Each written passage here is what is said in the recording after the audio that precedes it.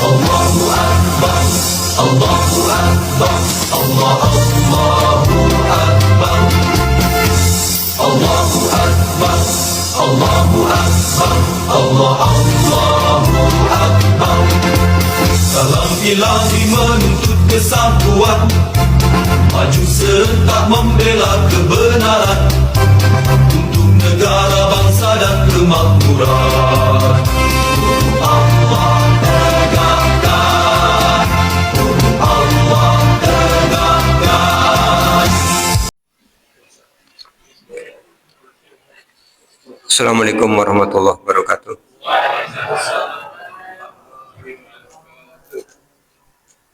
Innal hamdalillah nahmaduhu wa nasta'inuhu wa nastaghfiruh wa na'udzu billahi min shururi anfusina wa min sayyiati a'malina may yahdihillahu fala mudhillalah wa may yudlil fala hadiyalah. Asyhadu an la ilaha illallah wahdahu la syarika lahu wa anna Muhammadan abduhu wa rasuluh. Allahumma shalli ala Muhammad wa ala ali Muhammad kama shallaita ala Ibrahim wa ala ali Ibrahim wa barik ala Muhammad wa ala ali Muhammad kama barakta ala Ibrahim wa ala ali Ibrahim innaka Hamidum Majid.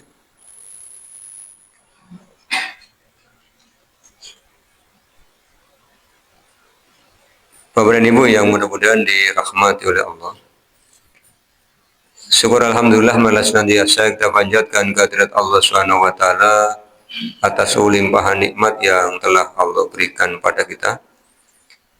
Salawat, salam dan keberkahan kita mohonkan kepada Allah agar senantiasa tercurah kepada Rasulullah Muhammad sallallahu alaihi wasallam dan keluarganya, sebagaimana Allah telah mencurahkan salawat, salam dan keberkahan kepada Nabi Ibrahim alaihissalam dan keluarganya. Bapak dan Ibu yang mudah-mudahan dirahmati oleh Allah, melanjutkan kajian kitab Sahih Al-Bukhari pada malam hari ini. Kita akan lanjutkan di bab 117, masih pada Kitabul Azan.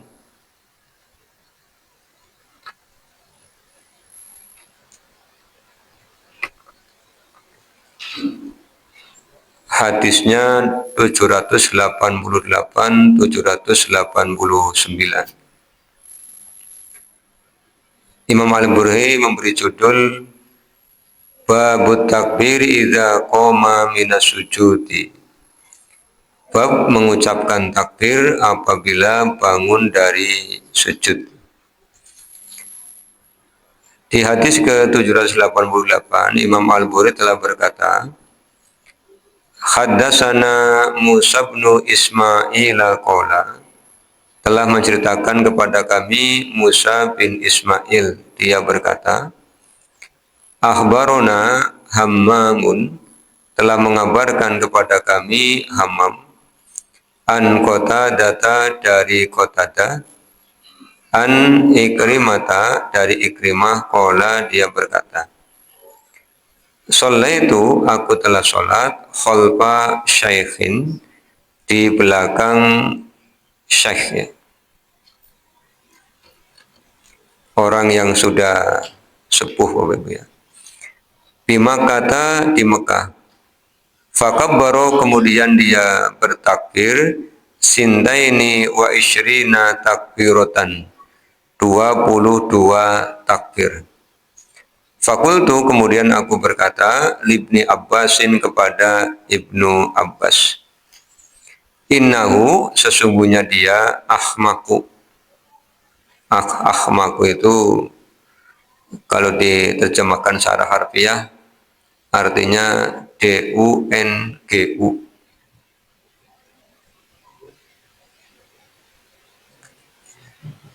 Faqala, kemudian Ibnu Abbas berkata, sakilatka ummuka. Ini sakilatka ummuka ini ungkapan yang isinya celaan, ya.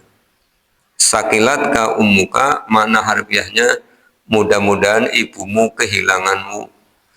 Karena mengatakan orang yang tadi sholat sudah sepuh itu dikatakan ahmak, sehingga dimarahi oleh Abdullah bin Abbas.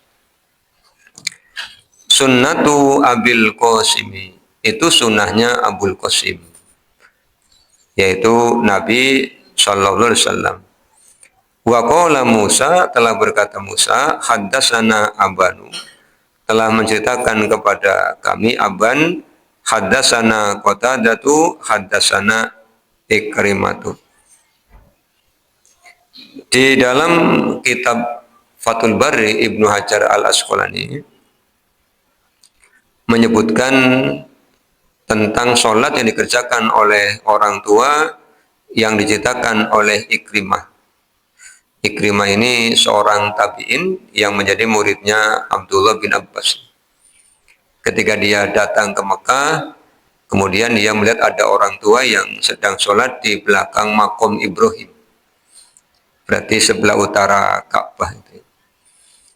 Jadi ketika sholat dia amati, dihitung jumlah takbirnya itu 22 kali. Kira-kira sholat apa begitu?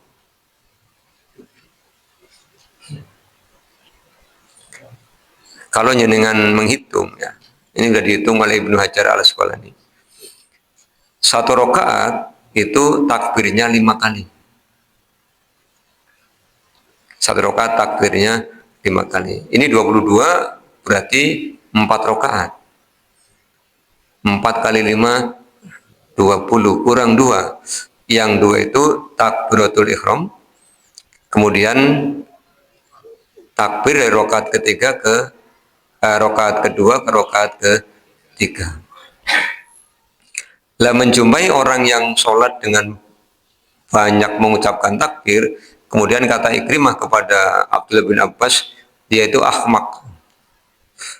Begitu mengatakan kata ahmak oleh Abdullah bin Abbas, dibilangi sakilatkah ummuka, dicela, mudah-mudahan ibumu kehilanganmu, atau seolah-olah katakan kalau engkau mencela orang seperti itu, ya kamu akan kehilangan ibu. Ini ungkapan mencela agar tidak mencela orang lain. Itu takbir. Artinya memang setiap gerakan kecuali sami Allahu liman hamidah itu ada takbir yang diucapkan. Sudah pernah dijelaskan bahwa dalam sholat itu ada istilah takbiratul ihram. Takbir sebagai pembuka sholat yang mengharamkan orang sholat mengerjakan kegiatan di luar sholat, maka dinamakan takbiratul ihram.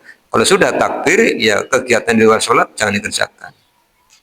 Apa misalnya berbicara, makan, minum, itu kan kegiatan di luar sholat. Begitu sudah takbiratul ihram itu selesai, semuanya ditinggalkan. Kemudian ada takbir ketika ada perubahan gerak, intikal namanya. Dari berdiri mau ruku, dari berdiri mau sujud, dari sujud mau duduk, sujud lagi, kemudian dari sujud mau berdiri. Itu takbir intikal. Maka ketika mengerjakan sholatnya duhur tadi 5 kali 4 20 tambah takbiratul ihram tambah takbir berdiri dari rakaat yang kedua mau ke rakaat yang ketiga. Sebab ketika rakaat yang kedua, sujud yang kedua, duduk kan sudah takbir. Allahu Akbar, duduk. Kemudian tahiyat. Begitu bangun lagi kan takbir lagi. Jadi khusus untuk rakaat kedua ke rakaat ketiga itu kan takbirnya bukan 5 tapi 6 kali. Rakaat pertama takbirnya bukan 5 tapi 6 karena ada takbiratul ihram. Maka di sini dicantumkan tentang mengucapkan takbir ketika bangun dari sujud. Baik sujud yang pertama untuk duduk di antara dua sujud, apakah duduknya dengan cara iftiros? Iftiros itu cara duduk, Bapak Ibu ya. Dengan cara menduduki kaki kiri, kaki kanannya sebelah kanan. Atau dengan cara duduk ik'a. Ik'a itu duduk di atas tumit.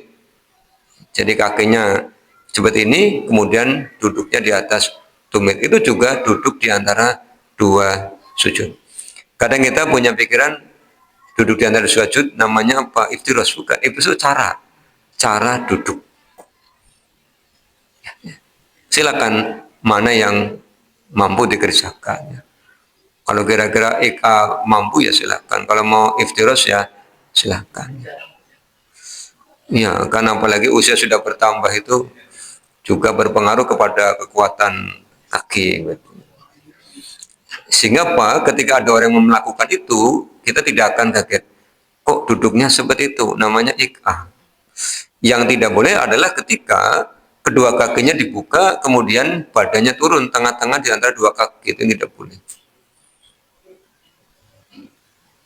Jadi bukan duduki kaki, kakinya dipisah semua kanan kiri. Ya, samping. Jadi badannya tengah-tengah, kakinya samping semua, itu yang tidak boleh. Yang kenapa tidak boleh? Ya tidak ada tuntunannya kan. Ya, Pak. Ini tentang takbir ya. Kalau duhur tadi 22, ya berarti asar juga 22 takbir. Isya juga 22. Berarti maghrib berapa Bapak? 17 ya. Kalau subuh?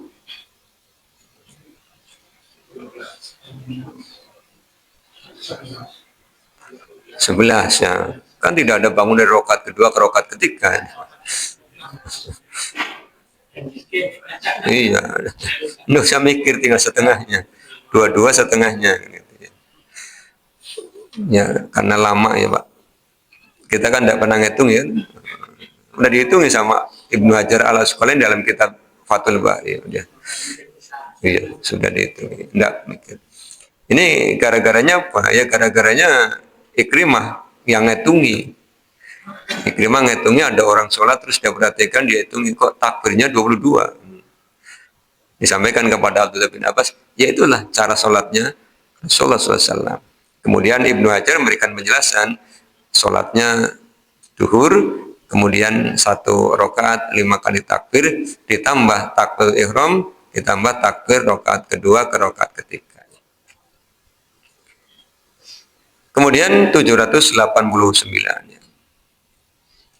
yang bercerita adalah Abu Hurairah. Dia berkata, karena adalah Rasulullah SAW idza apabila qoma berdiri ila sholati untuk sholat yukabbiru. Jadi takbiratul ihram itu Bapak Ibu wajib dilakukan. Walaupun kita masbuk. Kadang-kadang ada yang masuk lupa, begitu imam sujud langsung ikut sujud. Berarti sholatnya belum dibuka. Takbiratul ihram itu membuka sholat. Salam itu menutup sholat. Di dalam kitab Kifayatul Akhyar didefinisikan tentang makna sholat. As-sholatu fil lughah ad-du'a. Sholat secara bahasa artinya doa. Menjadi bahasa Indonesia doa ya. Ad-du'a. Secara istilah, secara syariat, sholat itu dimaknai ibaratun an aqwali wal af'ali muftatahatun bit takbiri. Dibuka dengan takbir. Ada juga yang ketika masuk itu, begitu lihat imamnya sujud, dia berdiri, tidak ikut sujud, tidak takbir, tidak ikut sujud. Tapi nunggui. Iya. Nunggui imamnya nanti berdiri. Begitu ditunggui ternyata itu sujud terakhir. Senyum-senyum, jebule serampungan begitu. Pimen gue. Jadi kata Rasulullah, ikuti apa yang kamu jumpai, tapi tetap awali dengan takbiratul ihram. Allahu Akbar. Begitu imamnya sujud, langsung sujud. Jadi jangan mengerjakan yang lain, ikuti. Perkara kemudian ternyata sujud terakhir, ya kita akan tetap mendapatkan pahala jamaah. Bapak Ibu udah usah tanya ya, itu 27 apa berapa begitu ya. Itu urusannya Allah SWT. Urusannya Allah, yang penting kita mendapat pahala jamaah. Anas bin Malik itu di dalam kitab Sahih Bukhari ya, disebutkan ketika dia luput, jadi pas ke masjid kok sudah tidak mendapati orang jamaah, dia akan cari masjid lain yang masih ada orang salat jamaah. Nah, kadang-kadang ada orang masbuk, kemudian iya sudah lagi tahiyat malah nunggu nih betul salam salat sendirian, ini kan rugi. Kalau salat sendirian di masjid itu rugi sekali. Nah kalau sendirian ngapain ke masjid kan? Nggak upakan sudah diniat, pahalanya dicatat niat jamaah. Kalau niat jamaah ya datangnya awalan, jangan akhiran. Nah, orang sekarang kan gitu ya. Jadi kalahkan rasa malasnya. Dalam riwayat Ibnu Majah kan disampaikan orang yang bisa berjamaah selama 40 hari. 40 hari, 5 waktu. Tidak ketinggalan takbiratul ihramnya imam, akan dijauhkan dari sifat munafik. Ya betul ya. 40 hari kali 5 waktu. Ini kalau diklat mantap. Tapi bukan berarti kemudian setelah sudah selesai 40 hari, enggak usah gitu. Iya, dipertahankan. Dipraktekkan, Pak ya. Dicoba, nanti dirasakan. Sifat munafik itu apa sih? Di antaranya malas. Nanti malasnya akan dihilangkan. Jadi begitu mendengar kumandang azan itu ada kebahagiaan. Senang. Ditunggu-tunggu. Seperti azan maghrib ketika bulan Ramadan. Iya. Ditunggunya bukan berbukanya ya, tapi jamaah. Nanti ada kebahagiaan begitu. Silakan. Langsung makan. Ya makan dulu ya boleh ya, tapi tetap jamaah. Ini Rasulullah mengawali sholat itu dengan bertakbir. Kapan? Khina yakumu, ketika beliau berdiri. Jadi standarnya sholat itu kerjakan dengan berdiri. Ini standarnya. Yang diberikan oleh Allah perhatian khususnya. Dikurangi kejadian-kejadiannya ya sesuai kemampuan. Kemudian takbir lagi kapan? Summa yukabbiru hina yarka'u. Kemudian bertakbir ketika ruku. Ketika ruku ya, setelah selesai membaca surah di rakaat pertama kedua untuk zuhur, asar, maghrib, isya. Itu begitu gerak mau ruku, yukabbiru, takbir. Hina yarka'u, lah ketika ruku tadi ya. Summa yaqulu, kemudian beliau mengucapkan sami Allahu liman hamidahu. Mudah-mudahan Allah mendengar kepada orang yang memujinya. Hina yarfa'u sulbahu minar ruk'ati, ketika menegakkan sulbinya, tulang-tulang punggungnya dari ruku. Jadi begitu tegak itu ngomongnya sami Allahu liman hamidah. Summa yaqulu wa huwa qaimun, kemudian beliau mengucapkan ketika berdiri itu Rabbana lakal hamdu. Jadi imam itu kewajibannya dua, mengucapkan sami Allahu liman hamidah dan berdoa. Tapi kalau makmum kewajibannya satu. Begitu imam mengucapkan sami Allahu liman hamidah, makmum mengucapkan Rabbana lakal hamdu atau Rabbana walakal hamdu. Atau kalau imamnya diamnya lama ya pilih yang panjang. Jadi menyesuaikan. Kan ada beberapa doa ketika iktidal ya, tegak dari rukun. Kemudian summa yukabbiru hina yahwi.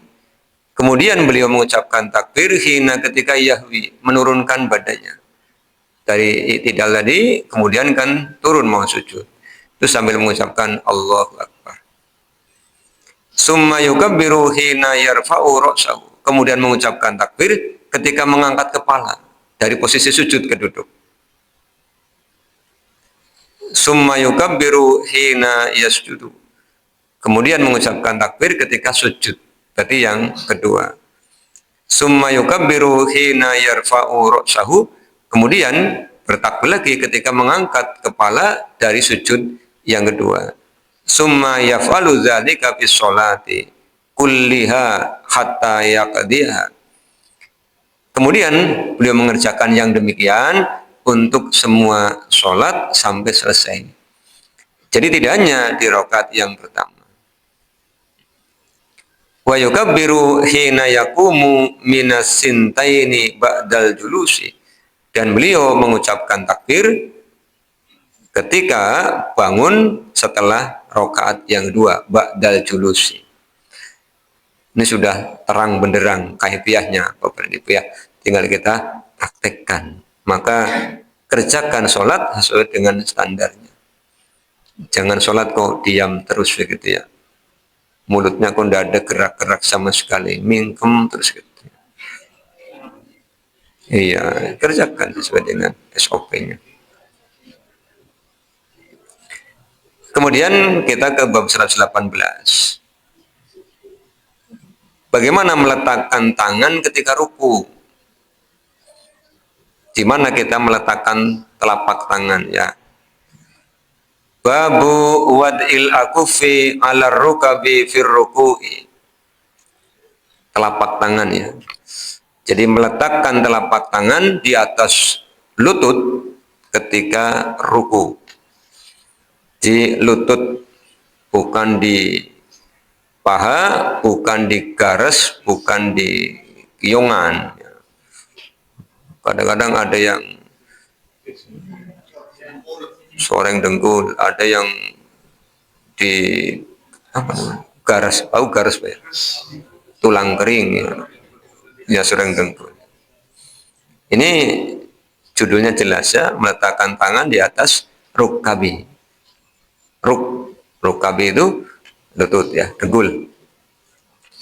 Wa qala Abu Humaidin fi ashabihi. Telah berkata Abu Humaid kepada sahabat-sahabatnya.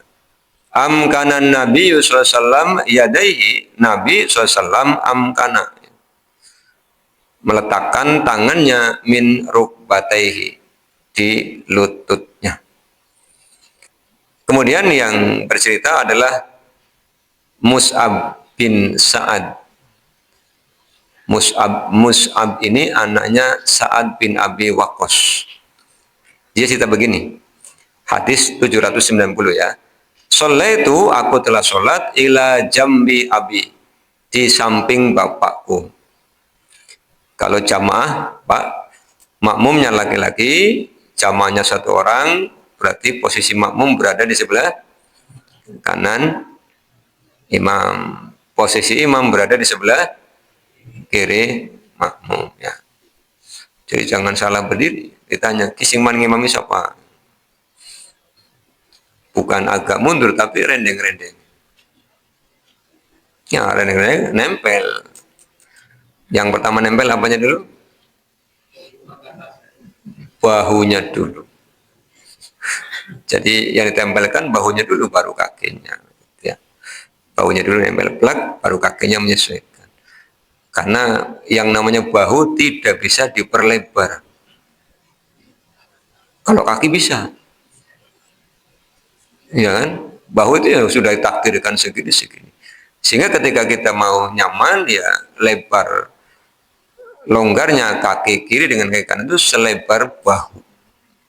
Karena nanti kalau duduk juga pas. Baik duduk di rokaat di antara dua sujud maupun duduk di rokaat terakhir ya. Kemudian fatobaktu, namanya tatbik. Tatbik itu bukan menyengkram lutut ya, tapi menempelkan telapak tangan bagian dalam. Baina kafaya summa wadu'tuhuma baina fahidayya. Jadi Mus'ab ketika makmum dengan ayahnya Sa'ad bin Abi Waqqas, dia bukan meletakkan tangannya di lututnya, tetapi meletakkan telapak tangannya di pahanya, Pak. Jadi telapak tangan bagian dalam. Jadi kan kayak gini akhirnya. Kemudian setelah selesai sholat, diingatkan oleh ayahnya, ya. Kata Mus'ab itu, fanahani abi ayahku melarang melakukan yang demikian.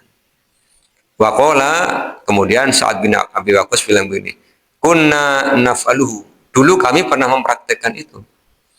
Fanuhina anhu, kemudian kami dilarang darinya. Siapa yang melarang? Rasul. Dalam Fathul Bari, Ibnu Hajar mengutip pernyataan Ibunda Aisyah. Kenapa dilarang itu? Karena menyerupai rukuknya orang-orang Yahudi. Jadi yang meletakkan telapak tangan bagian dalam, tapi megangnya bukan lutut, tapi pahanya. Berarti kan agak dengil, Pak. Iya kan, kalau megangnya paha kan posisinya tidak 90 derajat, tapi kayak apa namanya? Dulu kalau ada tanda kereta mau lewat ya. Sinyal gitu ya. Namanya tatbik. Wa umirna an nad'a aydina 'alar rukabi. Kami diperintah oleh Rasulullah untuk meletakkan tangan kami di atas lutut. Ini hadis 790 ya, asar dari Sa'ad bin Abi Waqqas yang mengimami putranya. Apa pembelajarannya di sini, Bapak dan Ibu? Pembelajarannya di sini, begitu melihat kekeliruan, segera diingatkan. Jangan dibiarkan. Apalagi itu orang yang berada di bawah kewenangan kita untuk mendidik. Kalau dibiarkan, nanti dianggap benar. Nah, kalau kitanya meninggal, anak akan cerita kan gitu kan. Dulu pernah sholat samping bapak, kayak gini dibiarkan berarti kan benar. Maka kalau tahu ada yang melakukan kekeliruan, segera diingatkan, sodorkan. Dan hanya memang Bapak dan Ibu, di era kita sekarang harus penuh kehati-hatian. Karena kadang kita punya nawa itu baik, yang diingatkan belum tentu bongbong. Iya, boleh jadi jengkel kan. Iya, terus nanti bisa saja komentarnya tidak baik begitu ya. Bahkan kemungkinan terburuk tidak datang jamaah lagi. Kan ini udah jamaah lagi. Jamaah di sana rewel-rewel. Senangnya protes. Padahal ya bukan rewel ya, bentuk kepedulian. Kan kita waktu sekolah belajar dulu juga begitu. Kalau ada yang keliru segera kita sampaikan. Kayaknya nyenengan salah, ngitung kan begitu.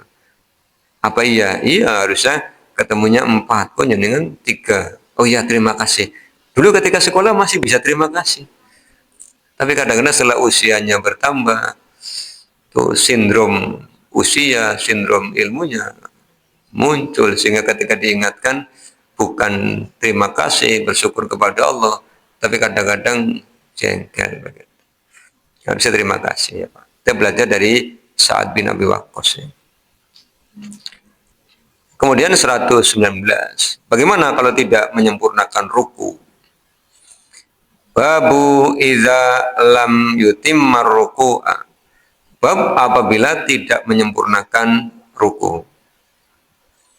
Ini juga asarnya sahabat ya. Yang bercerita adalah Zaid bin Wahab.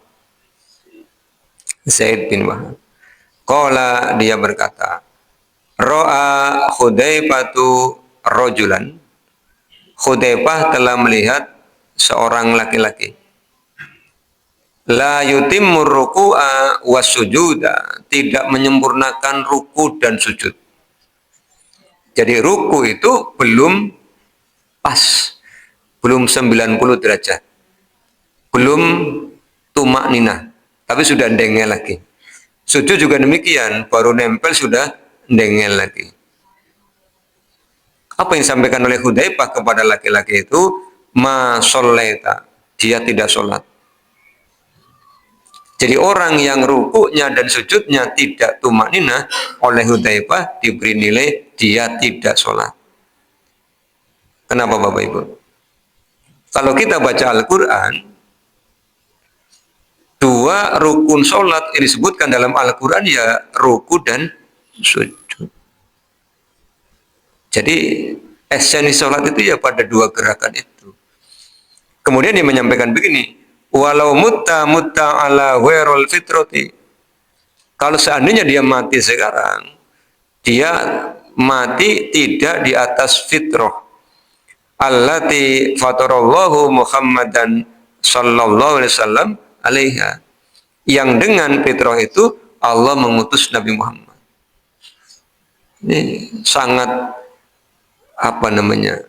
keras ya. Sahabat itu memberikan peringatan kepada sahabat-sahabatnya di dalam urusan sholat. Dan ini menjadi sebab Bapak Ibu, kenapa para sahabat itu punya kualitas yang luar biasa. Karena sholatnya juga berkualitas. Karena kalau kita berpikir begini, kalau kita sholat seadanya, sholat seadanya begitu kan, itu kira-kira nilainya berapa nanti? Seadanya kan? Iya, kalau dinilai, kalau udah dinilai bagaimana? Oh, kadang-kadang kita ikut perlombaan, menyerahkan hasil lomba kita kepada juri, itu aja kita maksimal. Begitu juri mulai ngoreksi itu kan deg-degan. Jangan-jangan ada yang terlewatkan itu. Kalau jangan lihat acara televisi, lomba masak. Ya, kan musik kan jeduk-jeduk gitu ya. Oh iya, tadi dagingnya kurang empuk, mas, sudah deg-degan. Begitu dicicipi, terus wajah ekspresinya merengut, aduh kan begitu kan? Itu yang hadiahnya mobil, hadiahnya rumah, hadiah duit, aja ada khawatir. Nah ini ada hadiah surga, masa tidak khawatir Bapak Ibu? Persoalannya surga dibuat goib. Kalau surga bisa diindra, masjid-masjid di negeri ini penuh. Bahkan belum buka, orang sudah antri sampai pinggir jalan. Dibuat goib. Tapi yang namanya goib kan ada, hanya tidak dapat diindra. Ada goib yang di dunia tiap hari kita yakini keberadaannya, padahal kita belum pernah melihatnya, belum pernah mendengarnya, belum pernah memegangnya. Apa itu? Waktu. Kenapa jenengan datang ke masjid ini? Oh ini hari Jumat Pak. Adar pernah weruh Jumat kayak ngapa? Belum pernah. Tapi yakin kan? Yakin. Waktu itu goib. Kenapa? Tidak bisa kita indra. Jangan bilang Jumat warnanya hijau Pak. Buatan kalender. Jumat tulisannya hijau. Ahad abang sejenis irangan gitu. Itu warna. Jadi kalender itu membedakan saja. Tapi Jumat sendiri belum pernah kita indra. Tapi kita yakin itu sebagai hari. Buktinya begini Bapak Ibu. Kalau ada orang masuk ke dalam gua 1 bulan, jangan kasih lampu. Begitu keluar rumah, keluar gua, ditanya hari apa? Jawabannya embuh. Iya. Bahkan jangankan yang di gua ya. Saya diceritani bapak-bapak yang sudah lama purna, terus guyonan begini, aku Pak, Tina nganti kelalen kayak gitu. Si bisa nih Pak, yang orang tahu nggak seragam ya, tadi kelalen Tina. Coba, karena hari itu tidak ada bentuknya, tidak ada warnanya.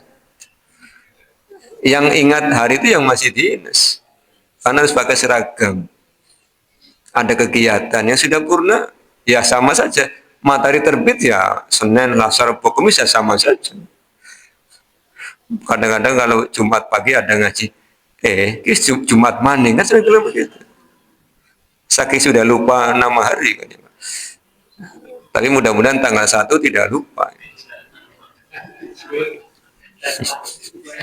Sing bayar.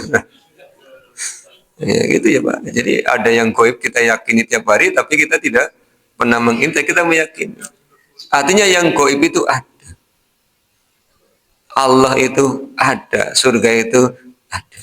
Dan saatnya nanti kita diizinkan untuk melihatnya. Kalau diizinkan melihat surga ya harapannya diizinkan masuk dan menikmatinya. Jangan hanya ditampakkan tapi tidak boleh masuk kan. Itu lebih menyakitkan kan. Kayak orang nawari jajan, lagi ngeling tawari jajan, jenengan pengen jajan, pengen enak-enak. Ya lu kok enak temen, sesek nemen hati. Jadi yuk kita perbaiki sholatnya. Karena sholat ini amalan yang pertama kali akan dinilai oleh Allah Subhanahu wa taala. Utamanya ruku dan sujudnya itu sempurnakan. Nanti kita akan ketemu pada hadisnya, kata Ibunda Aisyah, Rasulullah kalau ruku dan sujud sama. Durasinya sama. Jadi tidak ada yang dipanjangkan, tidak ada yang dipendekkan. Artinya ketika ruku misalnya membaca 3 kali, ya sujud juga 3 kali. Dari awal sampai akhir itu siwahuma, sama. Sekarang kita ke 120 ya. Babu istiwa idhohri fir ruku'i. Ini standar Bapak Ibu ya.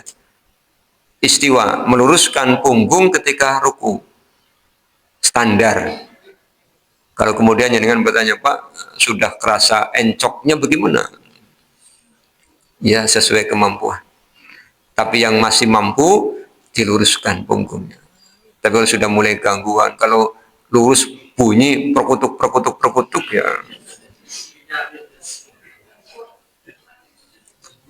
Kadang-kadang kan bilang gini, kenapa jenengan tidak mau sholat nanti nunggu tua? Durung rasakan ya. Sholat itu nikmat ketika masih muda. Iya. Ketika engsel itu masih pelumasnya penuh itu kan lentur. Ketika usia sudah banyak, tidak senikmat ketika muda. Jadi ketika muda belum menikmati sholat, baru ketika tua lebih susah. Kaku kan. Kadang-kadang kalau sudah sepuh baru belajar sholat saja. Untuk duduk itu luar biasa kelihatannya. Kelihatan berat gitu. Iya, makanya yang masih muda harus memaksimalkan.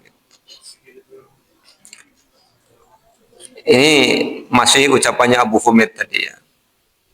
Rokan Nabi SAW summa hasoro dohrohu. Hasoro, meluruskan. Dulu sudah pernah kita praktekkan ya. Ruku yang lurus itu ketika orang ruku dikasih gelas ada airnya, di punggungnya tidak akan jatuh. Jadi kalau punggungnya dikasih air masih jatuh ya berarti belum lurus. Itu latihannya dulu seperti itu. Paling tidak lama kok. Kalau kita baca Subhana Rabbiyal Azim 3 kali kan ya tidak ada 1 menit. Kalau Subhanakallahumma Rabbana wa bihamdika Allahumma qul 3 kali ya 1 menit. Kalau 1 kali ya tidak ada 1 menit. Tapi lurus dulu baru berdoa ya. Jangan berdoa sambil gerak sehingga ketika plek langsung dengel lagi. Nanti dibilang Rasulullah seperti orang yang sholatnya mematuk ya. 121 ya. Babu haddi itmamir ruku'i wal i'tidali fihi wal itmaninati. Bab batasan menyempurnakan ruku, menyempurnakan iktidal. Iktidal juga disempurnakan Bapak Ibu. Jadi berdiri tegak dulu baru berdoa. Jangan bangun dari ruku sambil ngomong. Jadi begitu berdiri langsung sujud. Itu ibaratnya kalau kata guru saya seperti orang bertamu masih di gerbang sudah ngomong. Begitu kita buka pintu sudah pergi orangnya. Si ngomong sama pemikiran begitu. Ya, tegak dulu, lurus dulu punggungnya, mau tangan kembali ke dada boleh, mau tangan lurus ya boleh, baru ngomong. Ya, baru berdoa maksudnya. Ini yang bercerita adalah Al-Bara. Kana ruku'un Nabi sallallahu alaihi wasallam wa sujuduhu wa baina sajdataini. Wa idza rafa'a ra'sahu minar ruku'i ma khalal qiyama wal qu'uda qariban minas sawa'i. Adalah rukuknya Nabi, sujudnya Nabi di antara 2 sujud, mengangkatnya Nabi dari ruku, ketika berdiri, ketika duduk, qariban minas sawa'i. Durasinya sama. Tidak ada yang disingkat, tidak ada yang diperpanjang. Kan kadang-kadang ada yang sujud awal gitu ya Pak. Pendek, begitu terakhir lama. Ini kan menyelisih 752 ini. Sama, minas sama ya. Jadi kalau sujud pertama membaca 3 kali, ya sampai terakhir 3 kali. Kalau jedanya, ada jedanya misalnya. Subhana rabbiyal azimi, berhenti dulu misalnya, ambekan begitu ya. Ya sama semua seperti itu. Jangan semakin ke belakang semakin ngebut ya. Jadi durasinya sama. Kemudian ini perintah dari Nabi SAW ya.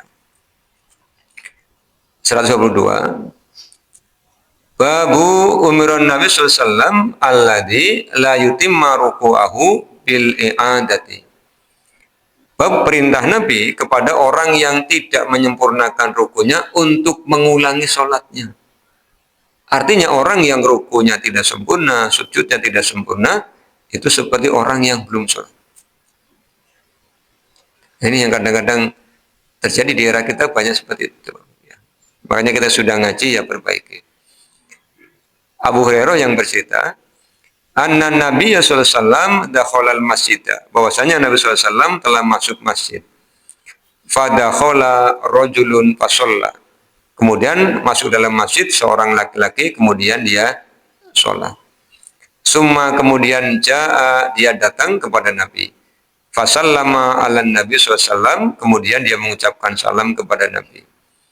Farad dan Nabiyu sallallahu alaihi wasallam alaihi salama. Nabi menjawab salamnya. Jadi setelah selesai sholat, dia mendatangi Nabi, kemudian mengucapkan salam kepada Nabi. Nabi menjawab salam.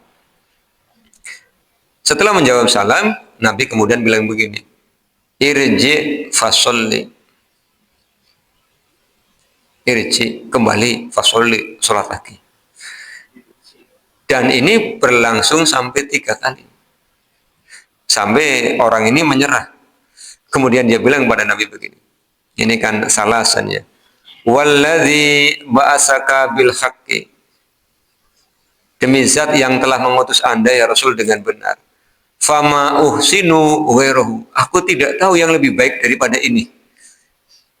Jadi sahabat itu tahunya itu baik. Makanya dia bilang, aku belum tahu ya Rasul yang lebih baik daripada ini. Kemudian dia bilang begini pada Nabi, fa'allimni, ajari aku. Ini hebatnya para sahabat. Begitu dikoreksi, langsung muncul kesadaran, minta diajari. Bukan ngadui, Pak. Kemudian Nabi bilang begini, idza qumta ila sholati fakabbir, summa qroma tayassara ma'aka minal Qur'an, summarka hatta tatma'inna raki'an. Apabila engkau berdiri hendak sholat, bertakbirlah, takbiratul ihram. Kemudian baca ayat Al-Quran yang mudah. Kemudian ruku sampai tuma'ninah. Summarfa hatta ta'tadila qa'iman. Kemudian angkatlah badannya sehingga tegak dan tuma'ninah. Ruku tuma'ninah, i'tidal tuma'ninah. Summasjud hatta tatma'inna sajidan. Kemudian sujud dengan tuma'ninah. Summarfa hatta tatma'inna jalisan. Kemudian tuma'ninah ketika duduk di antara 2 sujud. Summasjud hatta tatma'inna sajidan. Sujudnya tuma'ninah. Summaf'al dzalika fi sholatika kulliha. Kerjakan yang seperti itu untuk semua sholatmu. Nah ini. Sampai disuruh diulangi. Berarti rukun sholat yang diabaikan oleh orang tadi adalah tuma'ninah. Tuma'ninah itu apa Bapak Ibu?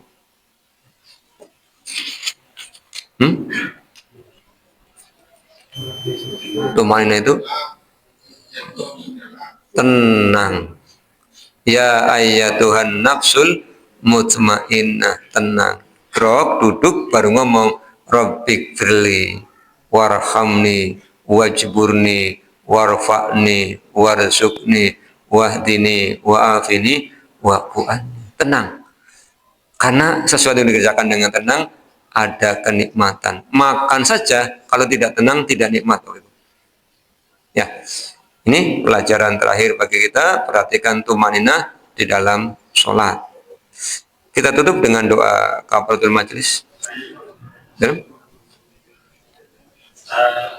Saya pernah makmum, kemudian ada jamaah yang mengeraskan imam buat takbir imam karena imamnya sudah tua. Oh, menyambung ya. Ya. Yang kedua, imam yang tidak lengkap membaca takbir, sebagian disirikan seperti Allah saja takbirnya itu hilang. Ya.